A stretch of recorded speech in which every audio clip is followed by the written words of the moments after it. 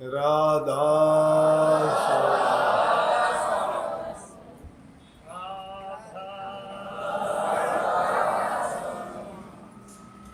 राधा स्वामी दयाल की दया, राधा स्वामी सहाय, राधा स्वामी।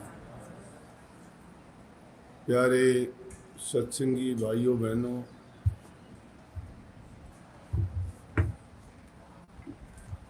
आपको इंतज़ार रहता है इन दिनों में। पहले से ही भविष्यवाणी शुरू कर देते हो, उस दिन आएंगे उस दिन आएंगे, लेकिन इस बार मैंने कोई भविष्यवाणी नहीं करने दी किसी को। जहाँ जहाँ भी सत्संगी हैं, चाहे थोड़ा समय मिले, पहुँचने का सबके पास प्रयास करेंगे। अगर मैं नहीं पहुँच सकूँ तो आप यहाँ पहुँच जाना। सबको पता रहेगा आपको कि किस दिन हम कहाँ होंगे। सत्संग तो पहले भी आपको मिलते ही रहते हैं, लेकिन जो विशेष बात होती है वो होती है दर्शन करने की। जब तक आमने सामने बैठ के दर्शन नहीं होते तब तक तसल्ली नहीं होती है। सत्संग तो आजकल विज्ञान ने बहुत साधन चला दिए। टीवी में सुन सकते हो, व्हाट्सएप पे देख सकते हो, फेसबुक पे देख सकते हो, और भी कोई पता नहीं क्या क्या नाम लेते हो, कोई इंस्टाग्राम, कोई फलाना ग्राम, ये वो ग्रामर किलो मेरे याद नहीं, पता नहीं, लेकिन हाँ ये है कि आपको किसी न किसी माध्यम से सत्संग मिलते रहते हैं। मैं जहाँ कहीं भी होता हूँ, अपना काम भी यही है कि सत्संग ही होंगे। समय ज़्यादा मिले कम मिले वो अलग बात है, लेकिन जितना भी समय मिलता है आप लोगों के लिए अच्छी शिक्षा, बुराइयों से छूटने के उपाय, गृहस्थ जीवन को सुखी जीने का तरीका, बच्चों से प्यार करना, उनको अच्छे संस्कार देने संबंधी बातें, समाज में किस प्रकार से रहें और आजकल के हालात जो हैं उससे कैसे निपटें। प्रभु भक्ति का नाम तो बहुत बाद में आता है।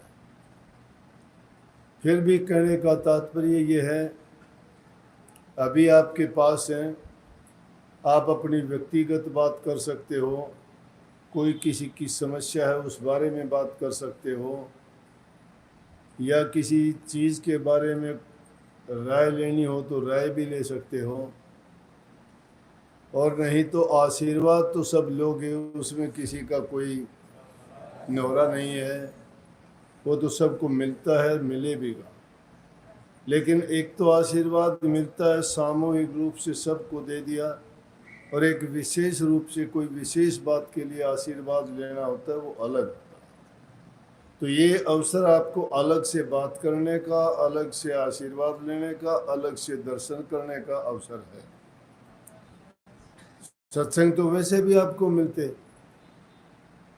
और अच्छी बात है कि आप लोगों का जितना प्यार है ये प्यार खींच के लेके आता है। जहाँ प्यार होता है वहाँ आदमी परेशानी, दुख, तकलीफ सब भूल जाता है, अपनी परवाह नहीं करता। प्रेमी लोग अपनी परवाह कभी नहीं किया करते, अपने प्यार के लिए, अपने प्रेमी के लिए अपना जीवन तक न्यौछावर और कुर्बान कर देते हैं। और संत महात्माओं फकीरों का जीवन तो होता ही दुनियादारों के लिए है। दुनियादारों के लिए इसलिए होता है क्योंकि वो चाहते हैं कि कोई भी जीव यहाँ इस काल के पिंजरे में रह के अपने कष्ट ना भोगे, जन्म मरण के दुखों से छूट जाए और अपने निज घर, निज देश में वापस लौट जाए। बहुत अच्छी बात है। तो आपको ये समय मिला है, यहाँ थोड़ा समय मिलेगा, जहाँ जहाँ आपके चाहे आश्रम भी हैं, लेकिन एक एक दिन भी अगर आपको यहाँ मिलता रहेगा, मैं चाहता हूँ कि सबसे मध्य का स्थान सिलीगुड़ी है, वहाँ आप सभी चारों तरफ से सत्संगी इकट्ठे हो सकते हो। यहाँ तो हम सबसे मिलने के लिए और सत्संग भी करेंगे, लेकिन कुछ ज़्यादा समय सिलीगुड़ी में देंगे तो वहाँ सब के सब इकट्ठे हो जाओगे और वहाँ आपको और भी ज़्यादा समय मिलेगा सत्संग के लिए। सत्संग समझ का नाम है। सत्संग इंसान के जीवन को सुधारता है, बुराइयां छुटवाता है, उसके मन के विचारों को पवित्र बनाता है। पवित्र विचारों से ही जीवन शुद्ध और पवित्र होता है। जिसके विचार अच्छे हैं, समझो कि वो भक्ति के रास्ते पे जो चल पड़ा है वो परमात्मा के उतने करीब पहुंच गया। लेकिन जो बुराइयों से नहीं छूटता है, बुरी आदत कोई भी हो, चाहे वो किसी भी प्रकार की हो, चाहे वो छोटी है, चाहे उसमें किसी दूसरे का आप नुकसान नहीं करते हो, लेकिन आपके दिल में तो वो जगह रोकी हुई है क्या। इसलिए प्रथम जो ज़रूरत है वो अपने हृदय को पवित्र बनाने की है, बुराइयों को बाहर निकालने की है। और उसका तरीका एक ही है कि महापुरुषों की शरण, उनकी संगति और उनके उपदेश और उनकी जो शिक्षा है उसके ऊपर चलना। उनका कोई लालच और स्वार्थ नहीं होता, वो तो जीव का कल्याण करने के लिए क्या पता कैसे कैसे तरीके अपनाते हैं। किसी को प्यार से, किसी को थोड़ा सा कटु बर्ताव से, किसी को किसी तरीके से, किसी को किसी तरीके से उसकी जीवन की नैया को पार लगाने के लिए वो जानते हैं कि कौन सा जीव किस प्रकार से सुधर सकता है। तो संतों की संगति ही बहुत होती है। महापुरुषों ने फरमाया है, कबीर साहब जैसे संतों ने, नानक साहब ने, पलटू साहब ने, रविदास जी ने, कितने कितने महान संत बीते समय में हुए हैं। उन्होंने समाज हित के कल्याण के लिए कितनी कितनी बातें बताई और उन्होंने इन गृहस्थी लोगों को आसान तरीका भी बताया कि गृहस्थ में रहते हुए, अपने सभी काम करते हुए, कोई काम जिसमें नहीं छोड़ना, कोई घर परिवार को नहीं त्यागना, कोई अपने बच्चे संतान को नहीं छोड़ना, पत्नी को नहीं छोड़ना, घर में रहते हुए ईमानदारी से अपने काम और सभी प्रकार के जो भी तुम्हारे व्यवहार हैं उनको एक मर्यादा के अनुसार, एक नियम से बंध के उनको करते रहना, लेकिन उसके साथ साथ प्रभु भक्ति को नहीं भूलना, उसे मालिक को हमेशा याद रखना। अब बात तो रोज़ाना आप सुनते हो, रोज़ाना सबको याद भी है, सब बोलते भी हो, लेकिन मतलब नहीं जानते। अब भी कहता हूँ, सबसे प्रथम इन्होंने भी अभी वाणी जो शुरू की उससे पहले कितनी अच्छी बात कही कि सतगुरु के दरबार में जाइए बारंबार भूली वस्तु लखा दें। इस पर तो मैंने पहले भी बताया, हाथ जोड़ करूं बेनती। कितनी अच्छी बात, हाथ जोड़ करूं बेनती। हाथ जोड़ने का मतलब क्या है, क्यों जोड़ते हो हाथ? हाथ जोड़ने का मतलब होता है समर्पित हो जाना, कि मैं अपना समर्पण करता हूँ तन से, मन से और धन से। हाथ जोड़ने का मतलब है प्रार्थना करता हूँ कि पूरी तरह से मैं समर्पित होकर आपके चरणों में, कि मैं विनती करता हूँ, प्रार्थना करता हूँ। जब तक कोई समर्पित नहीं होता है ना, उसकी कोई भी विनती प्रार्थना कबूल नहीं होती, कोई दरख्वास्त उसकी नहीं मानी जाती, और ना कोई दरख्वास्त मानी जाती, उस पर गौर ही नहीं किया जाता जब तक, क्योंकि उसके अंदर उसका एक तो प्यार छिपा हुआ होता है, दूसरी श्रद्धा और यकीन दृढ़ होता है। आदमी जिसके सामने हाथ जोड़ता है, प्रार्थना करता है, वो ये बात जाहिर करता है कि मेरा काम आपसे होना है, सिर्फ आपसे होना है, और इसलिए मैं आपसे प्रार्थना करता हूँ। लेकिन जमानी जमा खर्च, क्या हम धन से गुरु के समर्पित हैं?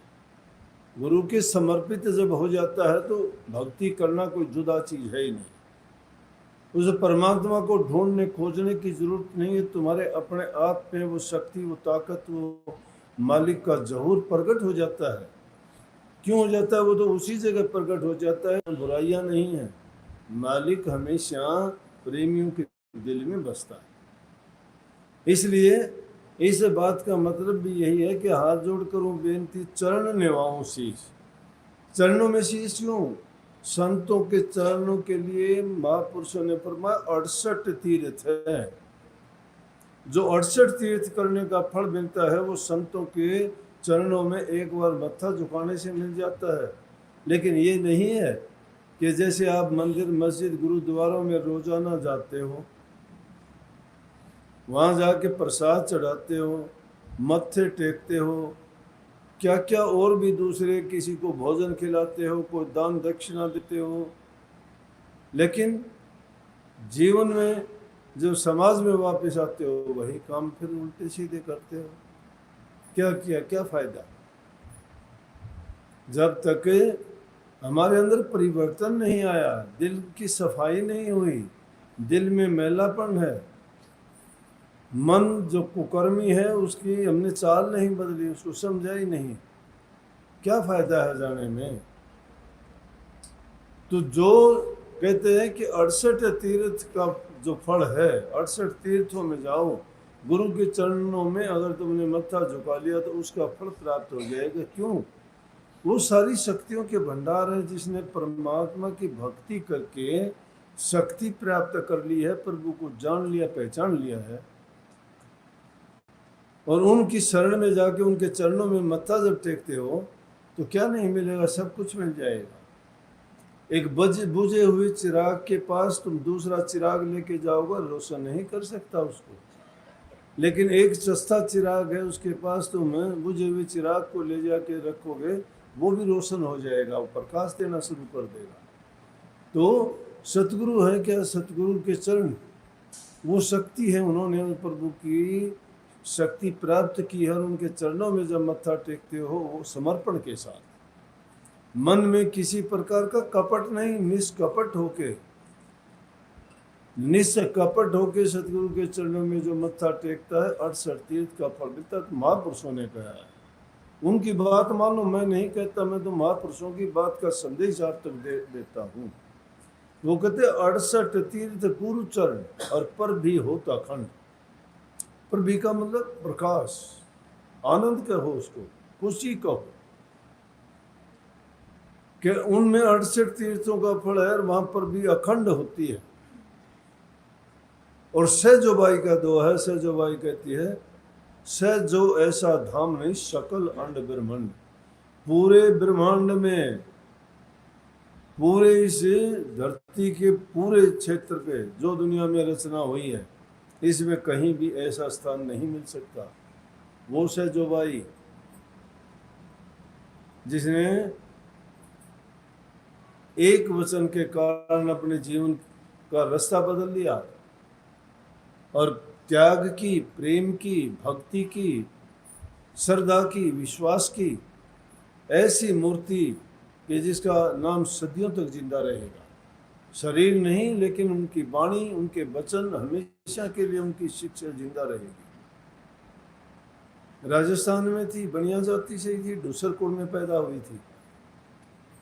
शादी होगी थी, शादी के लिए तैयारी होगी, जाने के लिए तैयार थी, घरवाला लेने को आ गया।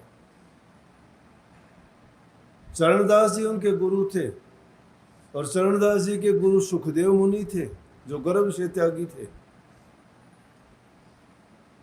सहजोबाई भाई कहती थी, वो भाई सगा था या जैसे भी कहती थी, चरणदास जी को भाई कहते थे।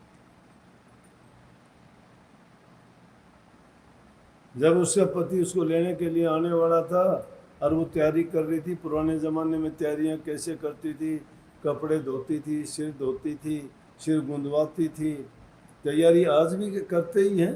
आजकल थोड़ा रिवाज बदल दिया, आजकल तुम ब्यूटी पार्लरों में जाके न करते हो वो काम, पहले वो घर में आके ही औरतें कर देती थी।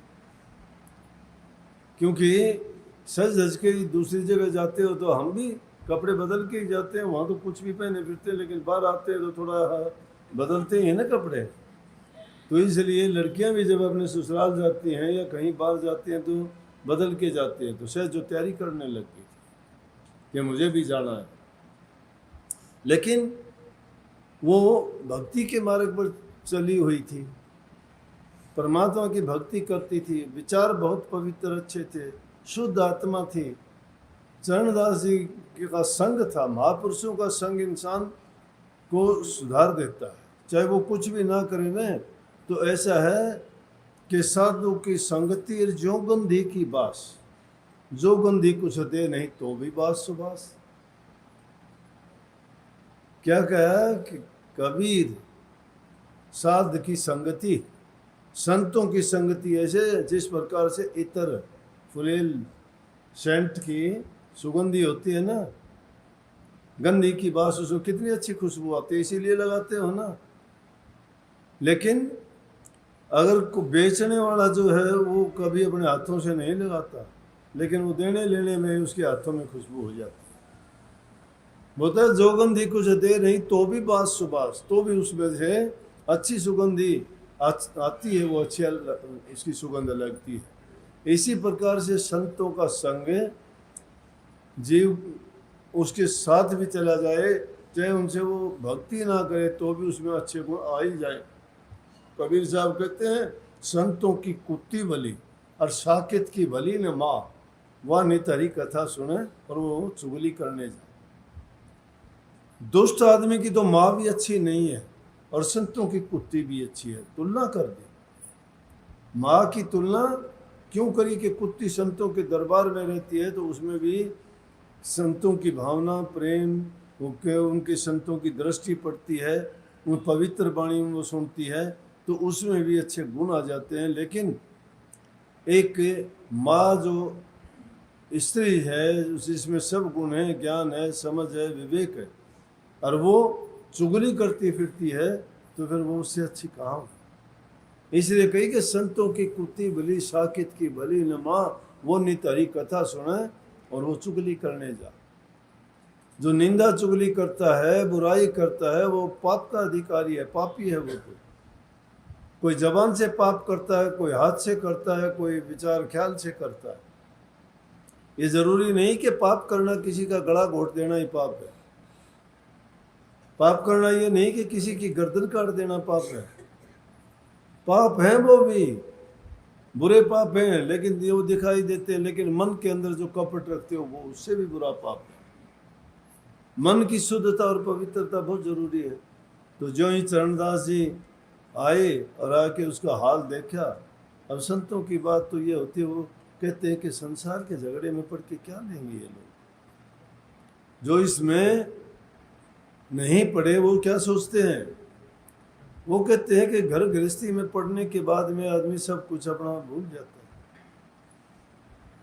है। स्त्री आती है, संतान होगी, घर गृहस्थी के लिए कमाना पड़ेगा, रोजी रोजगार ढूंढनी पड़ेगी, गई भक्ति तो दूर गई। ना सत्संग का टाइम, ना नाम जपने का टाइम, ना सेवा का टाइम, कोई समय नहीं है, दुनियादारी के कामों में पड़ जाता है। तो इसलिए वो कहते हैं दुनियादारी के काम तो भक्ति के रास्ते में विघ्न पैदा करते हैं। लेकिन संतों ने तो गृहस्थियों के लिए फिर भी अच्छा बता दिया कि घर में रहते हुए नेक काम करो, पवित्र हृदय में शुद्ध विचार रखो और अच्छे काम करो। गृहस्थी का झगड़ा बड़ा मोटा है, बहुत बुरा। तो चरणदास जी गए, देखा सहजो भाई मस्त है, खुशी है, पिया करके जाना है। देख के चरणदास जी बोले सहजो क्या बात है, क्या बात है। बोला भैया जाना है मुझे, कहे थी ससुराल जाना है, लेकिन इतनी बात कही कि मुझे जाना है। चरणदास ने तो अपने एक कहावत है देश में कि डूम की रोवेगी तो सुर में रोवेगी। सुर जानो सुन, सुर ताल तरीके से रोना। एक तो रोना यूं ही मुंह फाड़ दो हा हा हा है, और एक तरीके से हाँ, कई तरीके होते हैं रोने के भी। तो कहते हैं कि डोम की, क्योंकि उनका गाना बजाना काम होता है, बोले डोम की अगर रोवेगी तो सुर में रोवेगी वो। तो संतों की तो बात जो से जो भी बोलेंगे वो सुर में बोलेंगे, अच्छी बोलेंगे। वो कल्याणकारी बात बोलेंगे, चाहे गुस्से में बोलो, प्यार में बोलो, समझा के बोलो, उपदेश करो। बोले सहज उसे कहने लगे, बोले जाना है, रहना नहीं, और जाना 20/20। 20/20 का मतलब होता है 100%। तुम समझते नहीं होगे। 20/20 का मतलब 100%।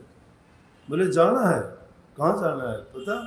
वह तो ससुराल जाना है कि कहता, वो कहता कहाँ जाना है, दुनिया को छोड़ के जाना है। और जाना 20/20 कि कोई नहीं रोक सकता, सबको जाना पड़ेगा। 100% जाना है, हमने भी जाना है, सबको जाना है, कोई नहीं रहेगा। 365 दिन में जाएगा, 12 महीने में जाएगा, 7 दिनों में, 24 घंटे में जाएगा। पक्का है, लिखवा लो। यूँ पता को नहीं कब जाएगा। आने वाले का तो पता लग जाए कि बच्चा 9 महीने में होगा, ये 8 महीने रह गए, 7 रह गए, 6 हो गए, 5, हाँ ये 9वां लग गया, ये बच्चा होगा। जाने वाले का नहीं। मेरा ये बात करने लगा कि जरा बात कर रहा था, सत्संग से गया था, पता नहीं गिर गया, सांस आया ही नहीं पता ना जाने का कि कब चला जाए। लेकिन कहने लगे वो सुर में बोलते हैं, संत जो भी बोलते हैं वो तो अच्छा ही बोलते हैं।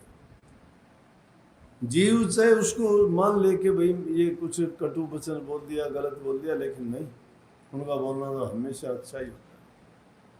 बोले जाना है, रहना नहीं से जो, और जाना 20/20। 4 दिन के कारण का गुंदाव शीश गूंदना जानो है ना। पुराने जमाने में बालों को पकड़ के और यूँ रस्सी की तरह गूंदते थे, और गूंद के सारी वो मिंडी पीछे ले जाके ना फिर चुटला करते थे। आजकल तो तुम खुले रखो सो, कोई कटवा लेता है, कोई आधे कटवा लिए, किसी पूरे कटवा लिए। लेकिन उस जमाने में क्या करते थे, इनको गूंदते थे, बाल पूरे रखते थे। बाल काटना बुरा मानते थे, स्त्री के बाल काटना बहुत बुरा मानते थे। अब शगुन करते थे,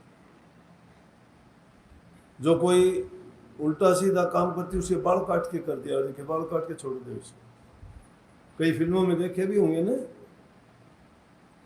तो वो इस चीज के प्रतीक थे पहले। बाल काटना बुरा मानते थे, आजकल तो फैशन में काटते हैं, बुरा कोई मानता ही नहीं। पार्लर वाली कैंची उठा के न्यू नहीं पता किस ढंग से काटते। तो कहने लगे क्यों शीश गुंदाती है, 4 दिन का मेला है ये दुनिया, ज्यादा काम नहीं है। सेजू को तो उसी टाइम दे फेंक दिया, भाई मैं नहीं जाऊंगी ससुराल। पूरी जिंदगी उसने प्रभु की भक्ति करी, और वो उसने वो वाणी लिखी कि उन वाणियों को पढ़ोगे, सुनोगे, गृहस्थ के लिए, त्याग के लिए, भक्ति के लिए, प्रेम से ऐसे परिपूर्ण हैं कि उनको सुन के आदमी आनंदित हो जाता है। जो आदमी कभी इसके बारे में सोचता नहीं, उसका भी रुझान भक्ति की तरफ, प्रभु की ओर उसका प्रेम बढ़ता चला जाता है, त्याग की ओर। तो ये दुनिया तो ऐसी है कि इसमें आने के बाद ये नहीं, हम नहीं कहते, हम ये कहते हैं कि करो, सारे काम करो, लेकिन ज़रूरत के मुताबिक करो। अति कोई चीज़ ना करो, ज़्यादा कोई चीज़, किसी भी चीज़ की बहुतायत आदमी करता है वो उसको तंग। ज़्यादा काम करोगे शरीर को दुख होगा, ज़्यादा आराम करोगे तो सुस्त हो जाओगे, काम करो नहीं।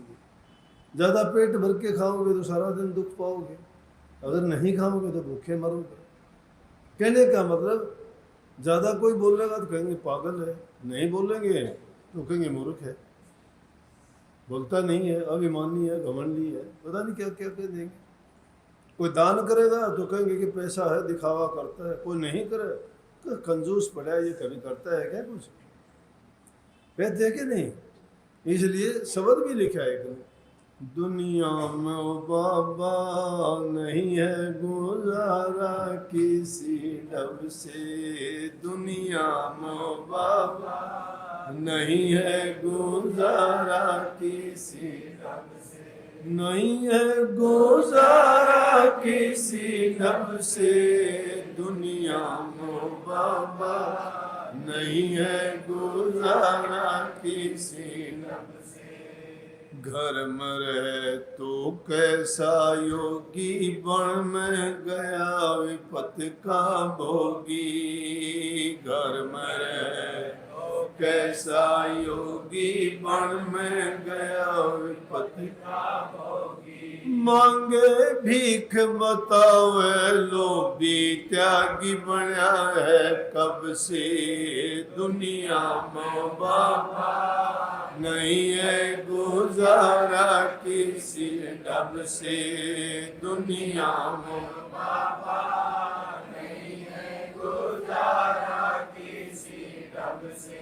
नहीं है गुजारा किसी ढब से दुनिया में बाबा। नहीं है गुजारा किसी ढब से दुनिया में बाबा। नहीं है गुजारा किसी ढब से। बोले तो बाचाड़ भया है, ना बोले घर बाहर है। बोले तो बाचाड़ भया है, ना बोले कर कुसामद हार गया है। डरे हमारे दब से दुनिया में बाबा। नहीं है गुजारा किसी ढब से दुनिया में बाबा। नहीं है गुजारा किसी ढब से। नहीं है गुजारा किसी ढब से दुनिया में बाबा। नहीं है गुजारा किसी ढब से दुनिया में बाबा। नहीं है गुजारा किसी ढब से। धर्म करे तो गर्व लुटावे, नहीं करे तो रूम बतावे। धर्म करे लुटावे, नहीं करे तो सूम तो कयो मस्तावे। रो तो बिंदिया मर्ज से दुनिया में बाबा। नहीं है गुजारा किसी ढब से दुनिया में बाबा। नहीं है गुजारा किसी ढब से। नहीं है गुजारा किसी ढब से दुनिया में बाबा। नहीं है गुजारा किसी ढब से। आचार करे पाखंड बतावे, नहीं करे तो पशु बतावे। आचार करे तो मचावे, नहीं करे तो पशु बतावे। जहाँ सू तो कयो मस्तावे, रो तो बिंदिया मर्ज से दुनिया में बाबा। नहीं है गुजारा किसी ढब से दुनिया में बाबा। नहीं है गुजारा किसी ढब से। नहीं है गुजारा किसी ढब से दुनिया में बाबा। नहीं है गुजारा किसी ढब से। निंदा या स्तुति दोनों त्याग, शुभ अशुभ पीठ दे भागे। निंदा या स्तुति दोनों त्याग, शुभ अशुभ पीठ दे भागे। राम पर तब चरना चित लागे, तब जीते इस जग से दुनिया में बाबा। किसी ढब से दुनिया में बाबा। नहीं है गुजारा किसी ढब से। दुरंगी दुनिया मक्कारे सरा, कहीं खैर खूबी कहीं हाय हा। इस दुनिया में लोगों जीने नहीं देते। अच्छा करोगे तो कोई ना कोई बात ऐसी कहेंगे जो इसमें वाणी में कही। बुरा करोगे तो पापी बनोगे। लोगों को रास कोई बात नहीं आती, इसलिए महापुरुषों ने फरमाया कि कोई निंदा करते उसको भी भूल जाओ, और स्तुति करता है तो उसमें भी घना अभिमान ना कर। कोई स्तुति करता है तो उसको भी बड़ी ना मानना, कोई निंदा करता है तो वो अपने विचार उसके बारे में कहता है उसको रखने। तुम जो हो वो तुम हो, तुम अपने आप को तुम जानते हो तुम क्या। दुनिया तुम्हें जो कहती है वो अपने विचार से कहती है, उनको कहने दीजिए, उनके विचार, लेकिन खुद में कमी ना आने। कहने वाले तो कहेंगे। दुनिया में जीने के लिए बीच का रास्ता अपनाओ और सारे काम ठीक करते। कहने का मतलब मेरा है कि आदमी सही तरीके से जिए, समय का खाना, समय का सोना, समय पर काम करना, समय पर प्रभु भक्ति में टाइम जरूर देना। लाख काम भूल के भी प्रभु की भक्ति जरूर करनी चाहिए। चाहे थोड़े समय के लिए भी याद करोगे तो भी, जिस प्रकार से मैला वस्त्र होने पे उसको साफ करते हो, साबुन नहीं लगाते, अगर पानी में भी अकेले में तुम धोते हो तो पसीना मिट्टी गर्द तो निकल ही जाएगी, मैल नहीं उतरेगा। तो भी अगर थोड़ा समय भी तुम्हें मेरे नाम का सुमन भी कर लोगे तो भी तुम्हारे रूप पर इतनी मैल नहीं चढ़ेगी। ये मल बक्षित आवरण के पर्दों से उसको बचा लोगे। इसलिए सबसे उत्तम चीज़ है कि गुरु के बताए वचन की पालना करना। तो आपकी ये बात सार्थक है। वो बात तुम्हें बताई नहीं, मौका लगेगा तो कल बताऊंगा कि जो प्रसन्नता गुरु के मिलने पर होती है, इसलिए वो वाणी बहुत बढ़िया है, लेकिन हम उसकी ओर गौर नहीं कर पाते। वाणी को हम वाणी की दृष्टि से देखते हैं, वाणी को उपदेश शिक्षा की दृष्टि से नहीं देखते।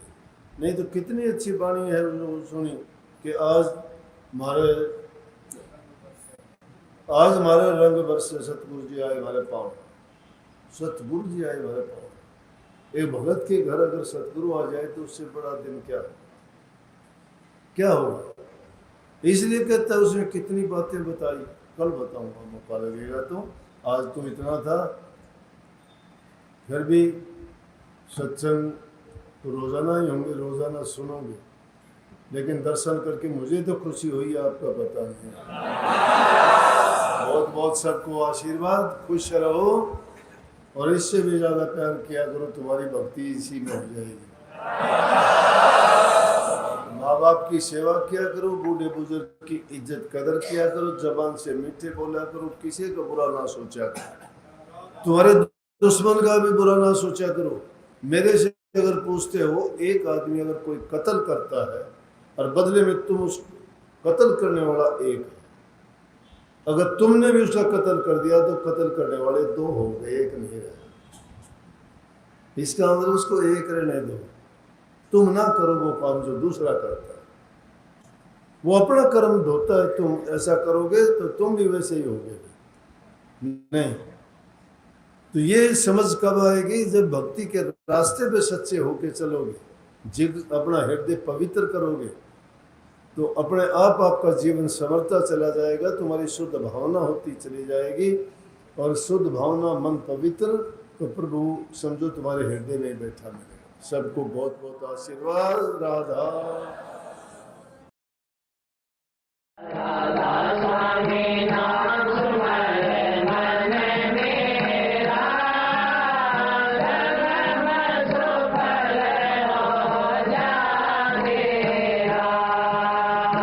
हमारे संत वाणी चैनल को सब्सक्राइब करें, वीडियो को लाइक करें, शेयर करें और हाँ, बेल आइकन पर क्लिक करना बिल्कुल ना भूलें, ताकि हमारी किसी भी वीडियो की सूचना सबसे पहले आपको मिले।